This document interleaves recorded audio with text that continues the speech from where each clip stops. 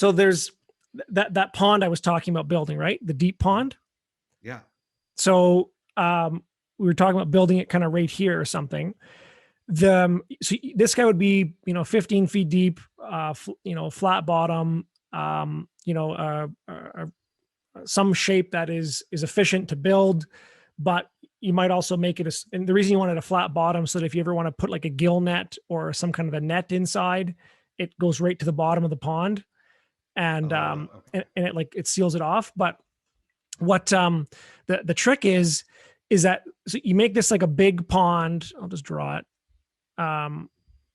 So you'd make it, say something like this, right? But then you make a very narrow trench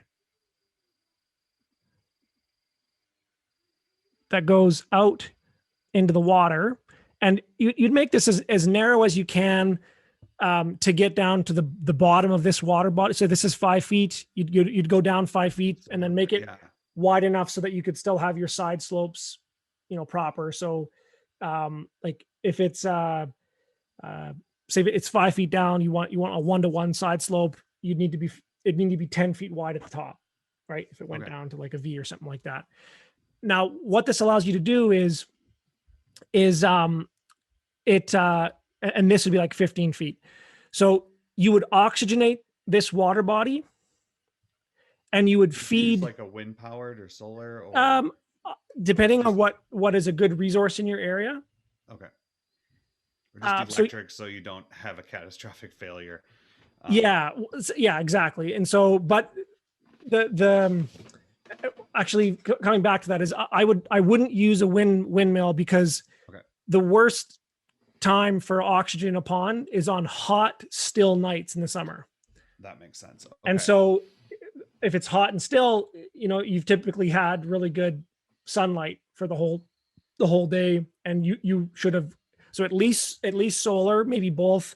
But the other solution is just don't get fish that are super, like, don't get trout, don't get river fish and put them in a pond.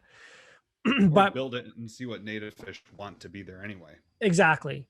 But the important thing about this design is, one is it allows you to efficiently oxygenate a very small pond relative to the huge area of forage resource that your fish can go out and forage in. But it also allows you to habituate the fish coming into a trap. Yep. Right. So yeah, that's cool. So then all you need to do is just design some kind of a slide gate that, you let all the fish come in, you close the gate, and then you can spend, a few days kind of harvesting the fish, grading them, sizing them, throwing the small ones back, whatever you're going to do. And so like you can oxygenate this, you can feed them in this area. It'll be a deep winter area that they'll overwinter in, and all that good stuff.